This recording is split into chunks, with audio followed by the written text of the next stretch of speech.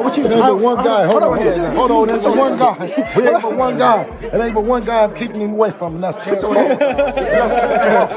Hey, but one guy. Everyone in the room picked you to win. Everyone that I asked. Everyone. Except for me. That's Rudy could really play. No. He can't even be Shakur.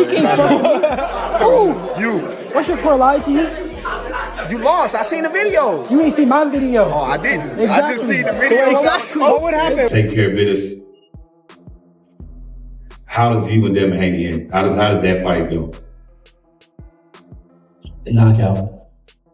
Say this. Devin Haney being at 147, he called Devin Haney out. What do you think about that fight if it's 1 or 2 fights? It's kind of a tough fight right now because Devin Haney is right back at the top of his game. Showed that the weight loss was probably causing him to not have as good punch resistance, and it also probably wasn't causing him to have as much power or explosiveness as he has. He showed tremendous power, tremendous punch resistance in that fight against. For him to do that means that the weight was probably an issue. Keyshawn comes up, or if they even do a catch weight, a 143, 144, it's gonna be a very interesting fight because I think Devin has more tools and more IQ right now, but Keyshawn is different. So when you got a guy that's different, and that's why I also... Terence Crawford has issued a warning to Devin Haney, highlighting his confidence in Keyshawn Davis and suggesting that Haney would face significant challenges against Davis' strength and unyielding pressure. I said I guarantee he'll beat you though. How you gonna bet on somebody else? I'm gonna bet on him against you. I will beat you. No, you can't beat me, but I bet he beat you and I beat. Terence Crawford cautions Devin Haney, emphasizing that underestimating Keyshawn Davis' strength and relentless drive could spell serious trouble in the ring. Sport chew you up and spit you out. You know, out with the old and with the new.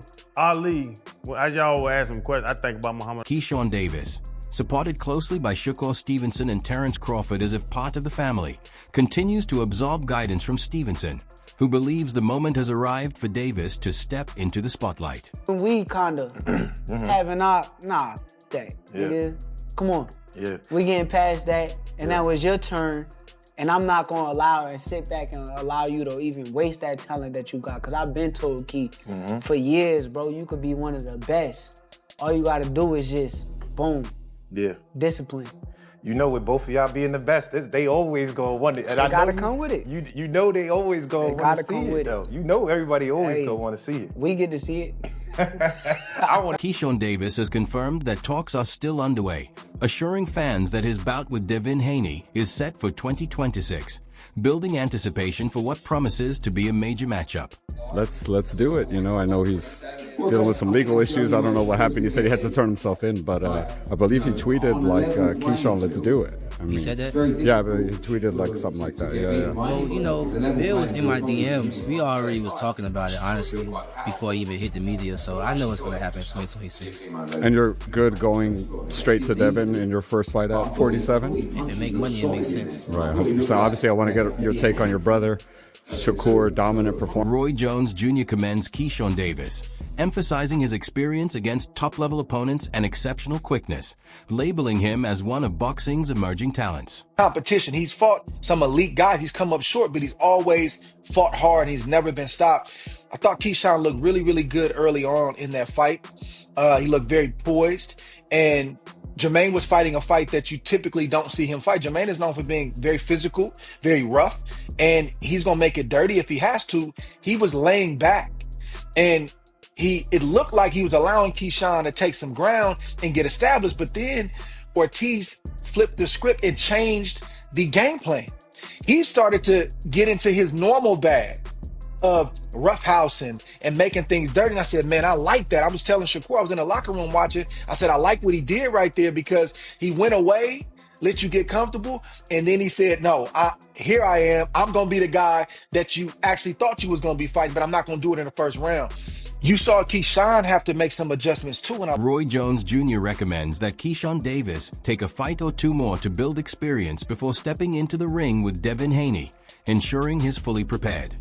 You understand me? So when you gotta have that intangibleness about him, where he can be a different guy when it's time to be a different guy. You can never count him out. However, if I were pushing Keyshawn, I would have another fight or two before I fight Devin, just for experience purposes. And if I was Devin, I would try to jump on it right now before he gets those couple fights, because the more experience he gets, the harder he's gonna become to beat.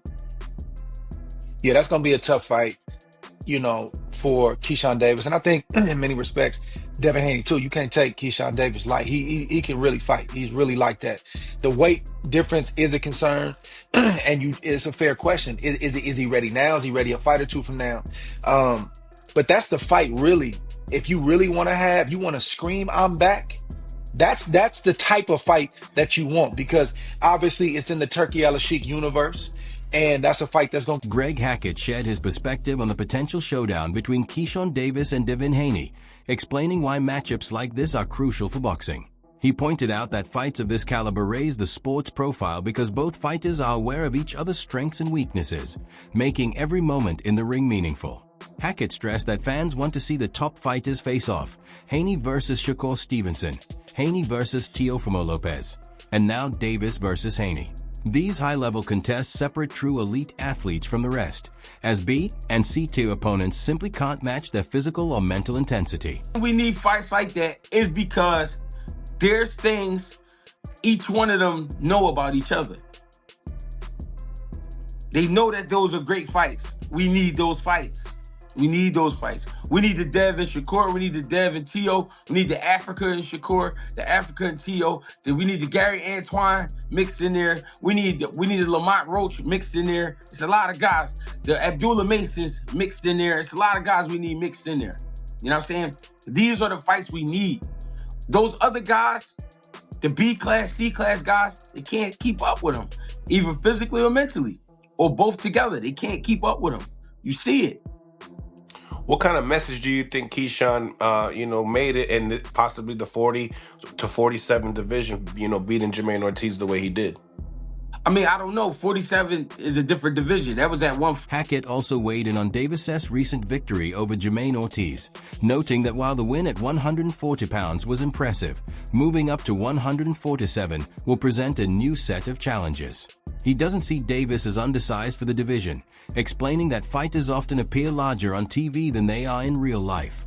For Hackett, the key question is whether Davis can maintain focus and consistency while climbing the ranks. Given his skill, background, and drive, Hackett believes Davis has what it takes to compete at the top level. A matchup with Devin Haney, he adds, would be exactly the kind of high-stakes fight the sport needs. Is he too small for 147? He looked good at 40. No, I don't think he's too small. These guys only look real big on TV. When you see these guys in person, they don't be that big. You know what I'm saying? So he's not too small, no. The thing is, with Keyshawn, can he keep it together? Can he keep it together mentally? If he can keep it together mentally, then we see great fights out of Keyshawn. If he do that he say he been doing, which I don't know if he was lying or not, saying that he was drinking and camp and shit like that, I don't know if that's true. I don't know if it's a lie. I don't know if it's, if he was telling the truth. I don't know. But if he can keep it together mentally, then we see great fights out of Keyshawn. Say Keyshawn Davis and Devin Haney happen next. Who would you favor? It's tough A boxing analyst recently shared their take on Keyshawn Davis' bold statement that no one can beat him from 140 to 147 pounds. Davis has openly expressed his desire to face Devin Haney before moving up to the welterweight division, which many consider currently lacking excitement. The analyst noted that the welterweight scene is fairly stagnant right now, with established fighters like Ryan Garcia and Mario Barrios already committed elsewhere, leaving the division in need of fresh, high-profile matchups. 40 to 47, and he says he wants to fight Jermaine Ortiz and then move up to welterweight, which would be perfect because, like I told you, I really am the best in this business. Like, everything I say is like clockwork, right? It's amazing to me. Sometimes I amaze myself. So what am I talking about? I literally just said welterweight is dry. It's a stale, stagnant, horrible division right now. Not too many ways to mix and match the guys. And then the guys you could mix and match are pretty much busy. The Ryans, the Barrioses, and the Rollies, as I mentioned at the beginning of this video. And I told you it's going to require, this is how it works in the sport of boxing. I know because I've been here. The analyst explained that boxing benefits when fighters move up in weight, as it opens the door to new rivalries and fresh opportunities. He cited examples like Jermell Charlo, who moved from 147 to 154 pounds, energizing that division with matchups against top names such as Sebastian Fundora, Virgil Ortiz, Gerald Charlo, and Errol Spence. Using the same logic, he suggested that the welterweight division could be revitalized if rising stars like Keyshawn Davis, Shakur Stevenson, and Gary Antoine Russell step up. For Davis, moving up would not only challenge him against bigger opponents, but also deliver the high-level fights fans are eager to see. The analyst believes that Davis's skill, ambition, and confidence could be just what welterweight needs to regain momentum and capture major attention. Can't make 40 anymore, just like Jaron Ennis couldn't make 47, and he moved up to 154. Now 54 is cracking. They got 54 out here cracking. Tons of names where you can mix and match the Fundoras, the Virgil Ortiz, Jermell Charlo, possibly Errol Spence, Murda Zailev, Boots, right? You got tons of ways you can mix and match these people. 47 right now is dry, so it's going to take Shakur's and the Keyshawns and Gary Antoine Russells or the El Rayos, you know, different Edwin De Los Santos, Matias, different guys to move up to start to purge and like fill out the division. Right now, it's not many options. Again, Devin versus Louis Crockpot is a terrible fight, and I don't know anyone that wants to see. Keyshawn Davis has confirmed that he will face Louis Crocker before taking on Devin Haney, despite having called out Haney immediately after his knockout victory over Jermaine Ortiz. This decision has sparked debate among fans and analysts, who note that Davis never mentioned Crocker in his post-fight interview, focusing solely on Haney. Now, with the Crocker fight officially scheduled, Davis explains that this step is part of his plan to strengthen his position in negotiations with Haney. Devin Haney, so after you knocked out Jermaine Ortiz, let me get this straight. After you stopped Jermaine Ortiz, you made no mention of Louis Crocker. The first name you called out was Devin Haney, and the only name. Unless I missed the rest of the interview. And now you saying you had a deal in place to fight Louis Crocker next. And then if it's worth your while,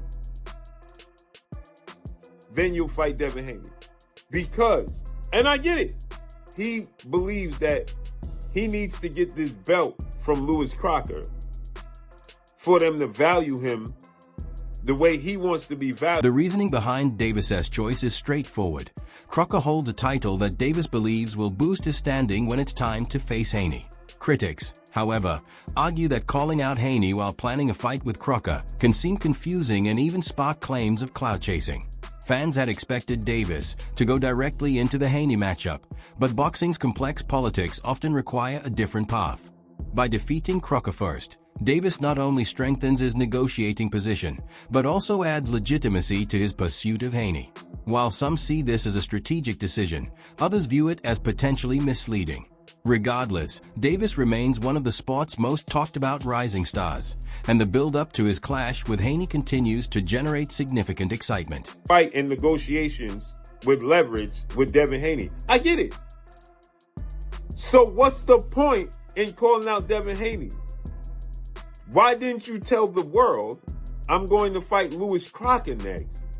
Because he knows it's not going to be acceptable. If he came out and he says, after Jermaine Ortiz, I'm fighting Louis Crocker, he knows that the fans ain't going to accept that. So he's saying Devin Haney multiple times because he understands what Devin Haney represents. This is what many people will call clout chasing. So you're using Devin Haney's name, but you know you have no intentions of fighting him next? Make this make sense. It all makes sense. Floyd Schofield recently shared his take on the anticipated clash between Keyshawn Davis and Devin Haney, offering a surprising opinion.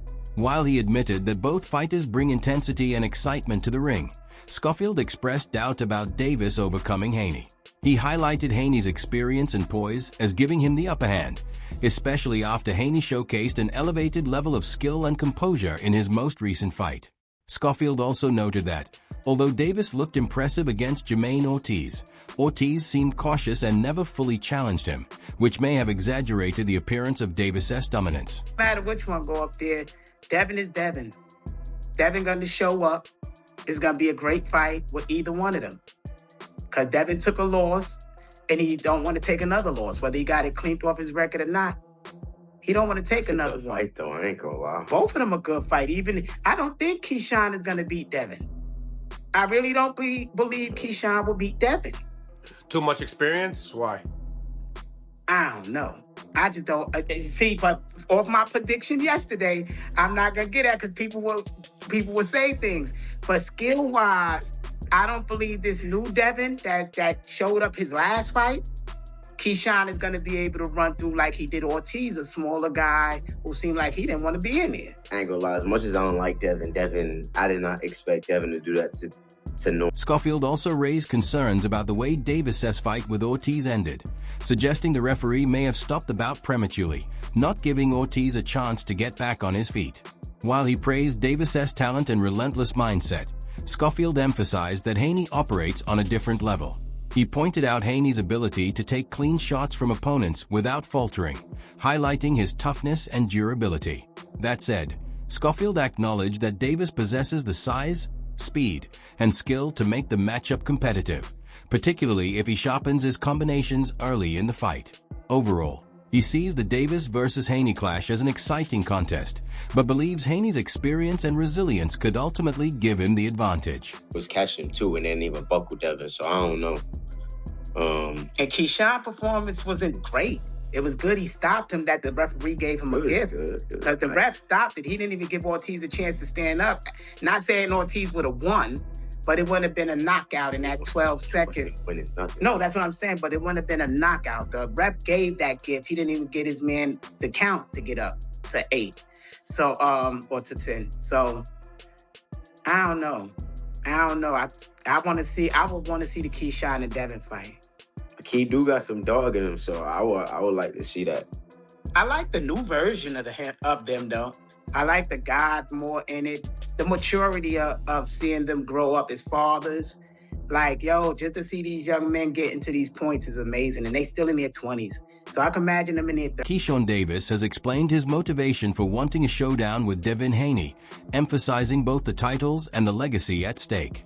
He revealed that is aware Haney may vacate his belts, and for Davis, that creates a prime opportunity to step in and claim them. He views this as the ideal moment to test himself against the sport's elite.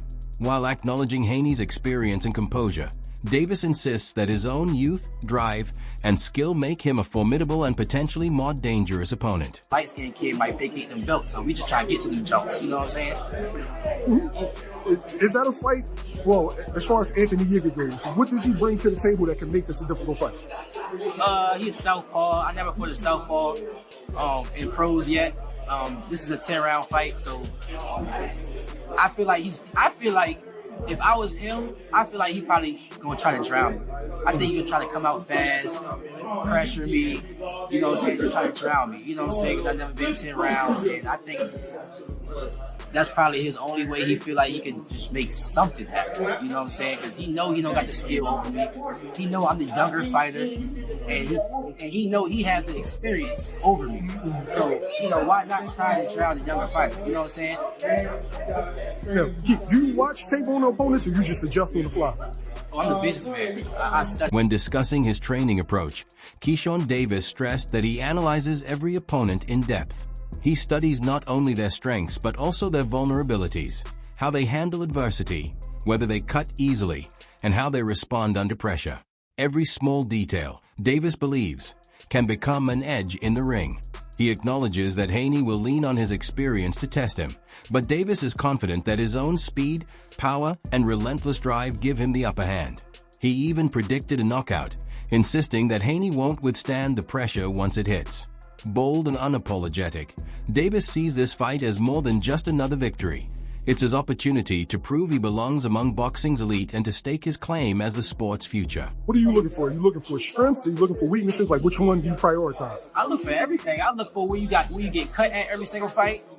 I look for if somebody fights you dirty, do you complain? I look for all that shit, because everything that's a weakness, I'm gonna use to my advantage. I like it. Prediction for the fight. I'm gonna knock his ass out. He's getting up out of there. He's getting up out of there. If y'all gamble respect on that shit, y'all gonna, yeah, I'm gonna get his ass up out of there. You referenced Devin Haney possibly vacating the belts. Yeah. Do you think after you get a belt, you'll eventually see him at like 140, 147? I was about to say shit. Oh, hell yeah. Like, I'd love to go to 140. Like, after I won my first world title 35, I defended one time. I would have no problem going to 140 and test the waters out there and becoming champion at 2 different weight classes, just holding that shit down. Because I know I can do that. All right, so give me your hit list in order. Because you've been going at it with Frank. You've been going at it with Dev. That wraps up today's video. Make sure to stay connected for more updates. We'll see you next time.